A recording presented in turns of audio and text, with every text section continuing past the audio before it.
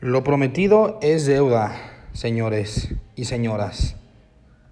Y con ayuda de mi asistente, que se llama Chad González Pérez, aquí les tengo un breve contexto de la crisis de los misiles de 1962, el único otro momento del mundo en el que estuvimos a punto de una guerra nuclear total. Lo único más cercano que hemos estado es cuando los gringos mismos, pasados de reata, le tiraron las bombas a Japón, pero esa es otra historia. ¿Por qué iban a tirarse misiles gringos y la URSS y cómo es que no ocurrió? Quédate y lo averiguamos. ¡Vámonos!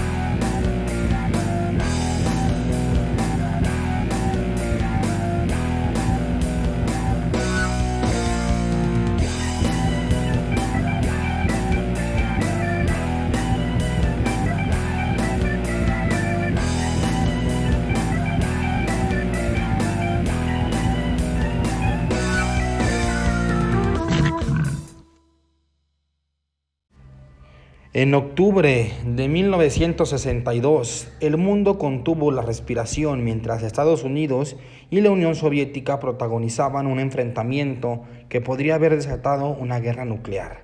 Esta es la historia de la crisis de los misiles, un evento que nos recuerda cuán frágil puede ser la paz en tiempos de tensiones geopolíticas.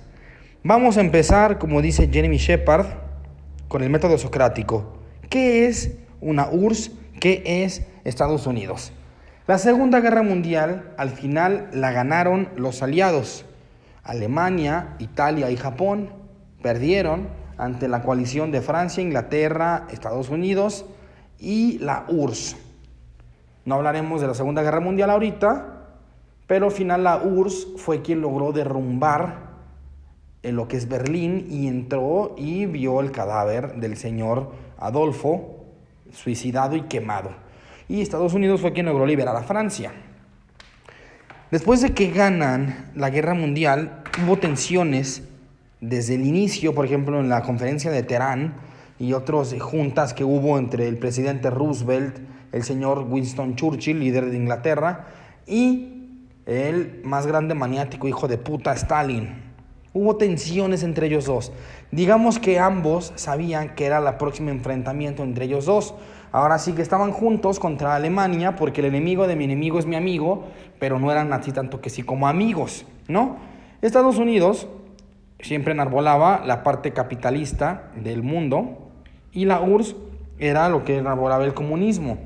Para no hacerla muy larga, el comunismo trata de que todo mundo tenga lo mismo y que no haya gente rica en el mundo y que simplemente la riqueza sea repartida de mejor manera entre la gente de tal país. Y Estados Unidos es del liberalismo económico que dice que, bueno, el que quiera tener más dinero, pues que trabaje más, y los que quieran trabajar menos son los que serán más pobres. Eso, en esa parte. Estaban peleándose Estados Unidos y la URSS de manera fría. Es la famosa Guerra Fría. ¿Qué es la Guerra Fría? Si no es más que cómo demostramos que cuál sistema sirve más. ¿Cuál sirve más, el comunismo o el capitalismo? ¿Sí? Una respuesta fáctica es irrelevante. Ambos posturas socioeconómicas tienen fallas y ambas aplicadas al 100% podrían llevar a una cierta perpetua paz o perpetuo bienestar para las poblaciones. El problema es que se aplican mal y al final la gente de arriba, en el caso del comunismo, el Estado, pues se sirve primero y no deja nada abajo, y en el caso del capitalismo, las grandes capitalistas y grandes empresarios se sirven primero y no le dejan nada abajo. Ambas en papel funcionan.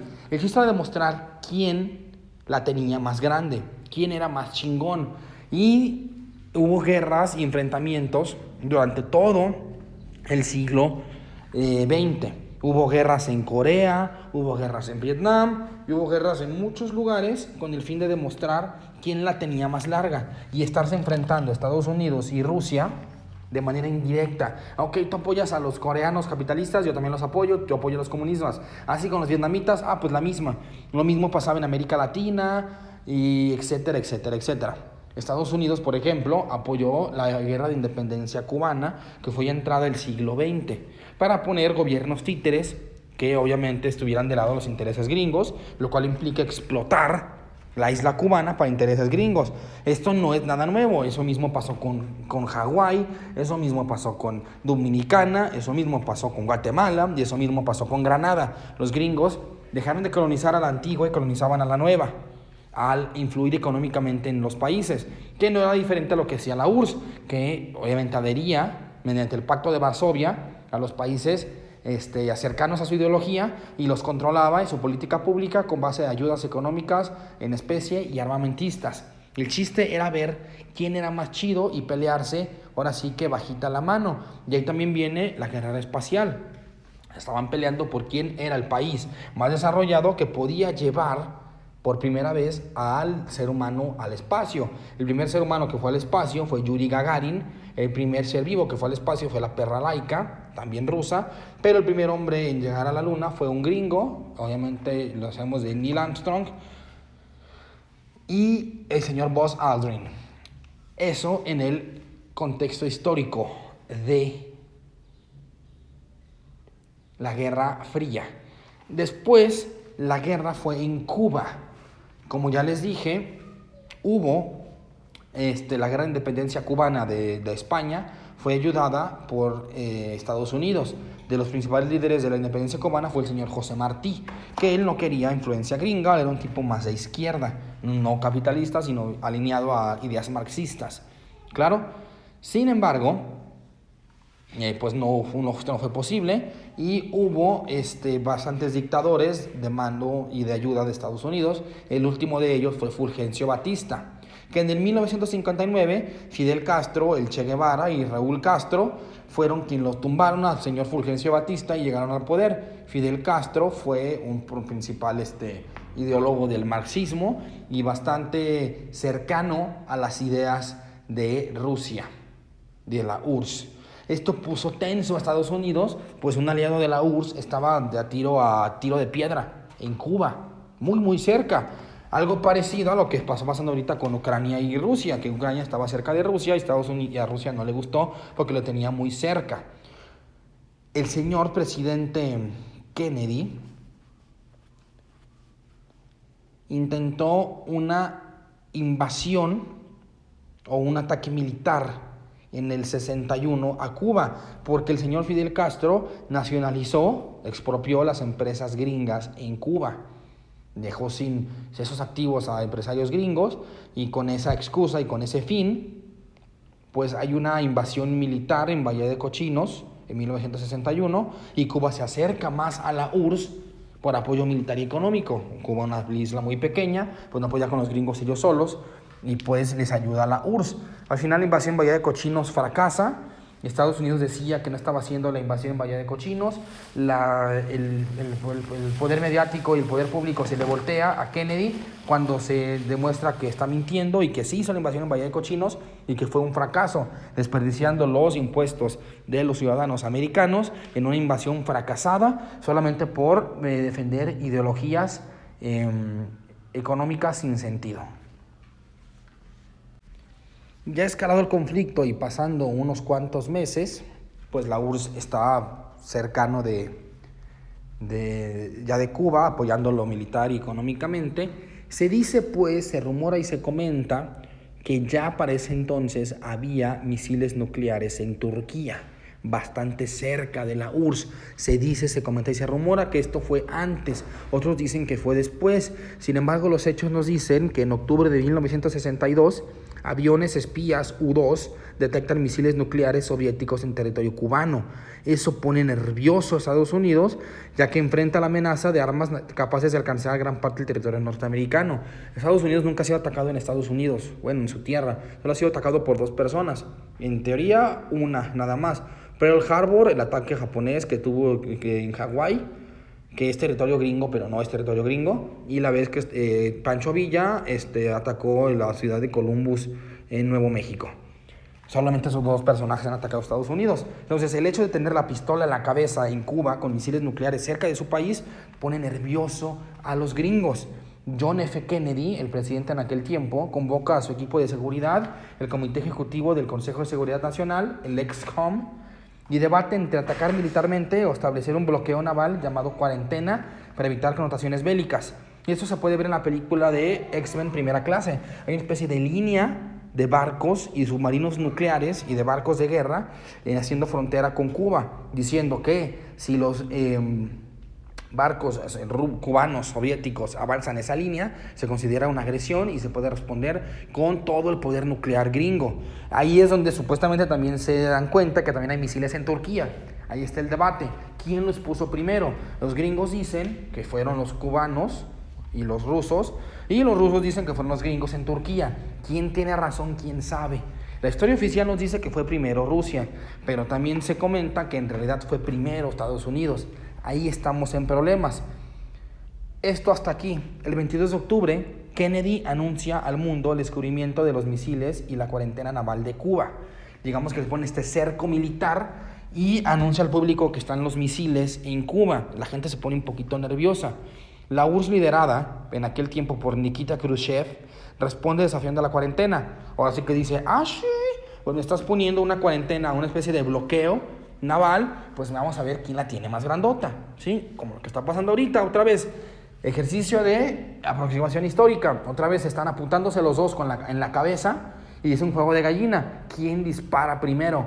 No tiene los huevos, pues tú no los tienes, pues yo sí los tengo, y ninguno dispara, pero ambos están apuntando a la cabeza. Lo malo es que en ese punta a la cabeza se llevarían a muchísimos civiles, que ni al caso, además de poner al mundo en un problema ambiental y en un problema atmosférico tremendo. Estos idiotas, de nuevo Nikita Khrushchev y Kennedy, valiéndoles madre lo que pase con la gente y el mundo, con el afán de ver quién tiene la riata más grande. Lo mismo que pasa actualmente con el señor Biden y el señor Zelensky y el señor Putin. Otra vez, misma cantidad de estupidez, diferente tiempo en la historia. La máxima tensión está cuando los barcos soviéticos se acercan al bloqueo, mientras ambas potencias ponen en alerta sus fuerzas nucleares.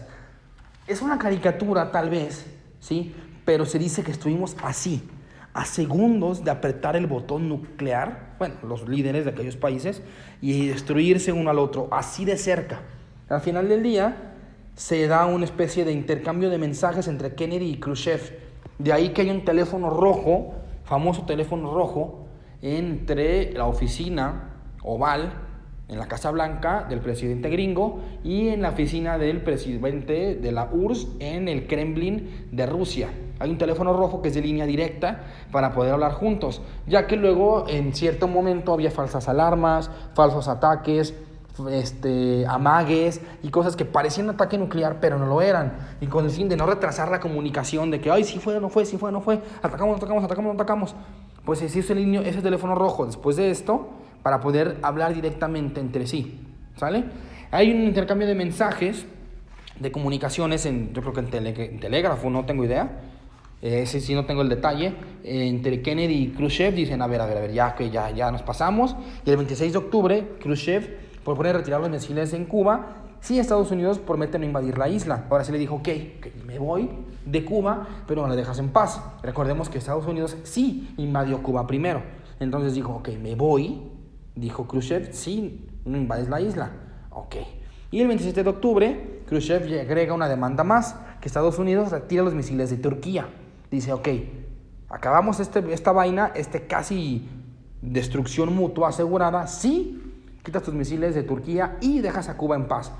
Ahora sí que con la demanda del público encima y con este temor a la guerra nuclear encima, pues deciden acordar todos estos concesiones y pues dejar la fiesta en paz. Y el 28 de octubre el acuerdo final fue que la URSS retira los misiles de Cuba a cambio de no invadir Cuba, claro, y un compromiso secreto de quitar los misiles de Turquía. Recuerden que eso de Turquía fue un secreto a voces, no hubo una especie de confirmación pública general de que había misiles en Cuba gringos. Solamente se habló de los de Cuba, de los soviéticos, pero jamás de los de Turquía. Eso fue un secreto a voces, un secreto que nunca se confirmó hasta después de mucho tiempo, y de nuevo no sabemos qué fue primero, si el huevo o la gallina, si Turquía o Cuba. Pero estuvimos así, otra vez, como ahorita, a 90 segundos del Armagedón, como dije en el episodio de este sábado, y nos dieron las 12, no olviden escuchar, Cerdo en el Lodo, todas las semanas para las mejores noticias, y nos dieron las 12, hablamos y analizamos el tema de los misiles en ahora Ucrania. Misma situación, diferente lugar geográfico y diferentes actores, pero al final del día, diferentes bailarines, pero es la misma danza. La misma danza de estarse midiendo quién tiene más grande la tula y estarse peleando bajita la mano y no estar pensando en las consecuencias al mundo en general y a lo que le pueda pasar pues así que al planeta Tierra, ¿verdad? ¿Qué consecuencias tuvo este tema? Las relaciones de Estados Unidos-Cuba, pues esto reforzó el aislamiento de Cuba, aislamiento económico y consolidando su alianza con la URSS.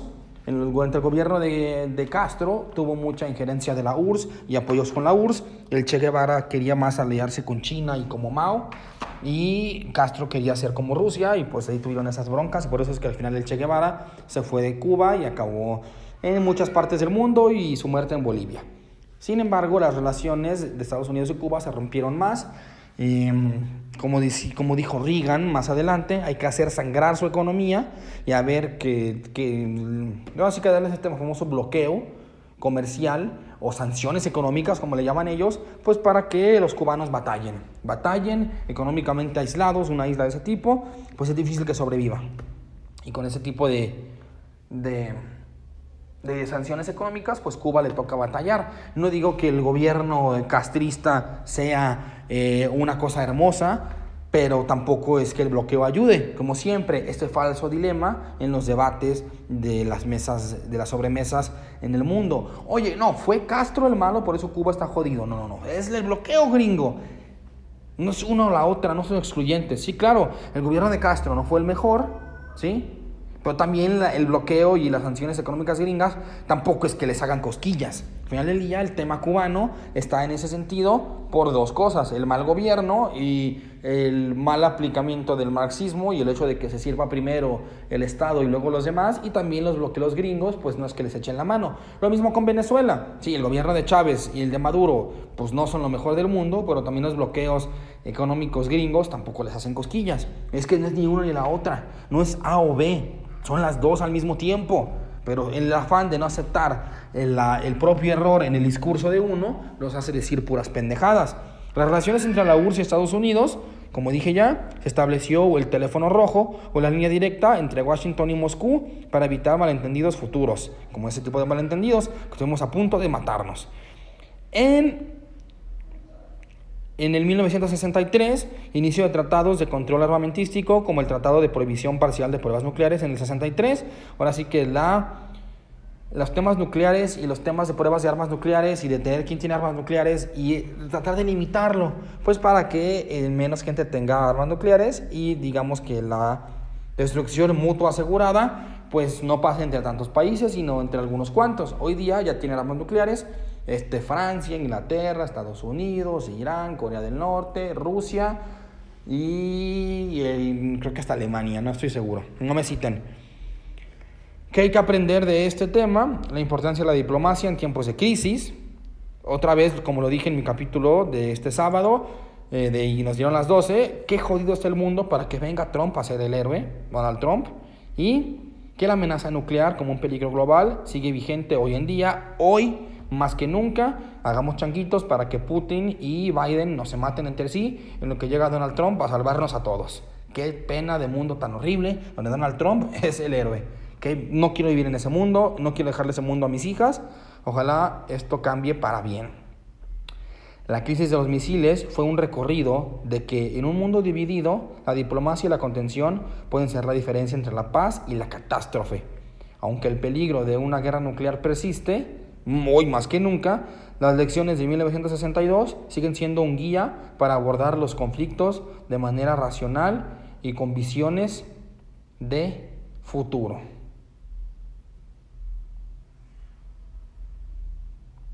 Y pues nada más. Nada más que decir, aquí tenemos este ejemplo de hace ya casi 60 años de lo que está pasando hoy día. Como dirían algunos autores históricos, la historia se repite y quien no conoce su historia está condenado a repetirla. Diferentes actores, misma situación, diferente lugar geográfico, mismas ideas, mismo danzón, diferentes bailarines y diferente lugar para bailar, pero es lo mismo. Espero que como en el 62, este susto de guerra nuclear no pase más que eso, en un susto. Y aquí se los dejo. No olviden escuchar Su Cerdo en el Lodo para las mejores noticias del actuar internacional y nacional. Seguirme en Instagram, Facebook, Spotify, YouTube, Apple Podcast y demás. Más que nada, les encargo su comentario. Me encantan sus comentarios. Y también recomendar este programa para informarse de manera crítica, imparcial y basada en los hechos. Aquí sí vemos los hechos y no fingimos que vemos los hechos. Ahí les encargo. Que tengan una excelente tarde y nos estamos viendo en el próximo especial del Cerdo en el Lodo. Hasta luego y compren yodo.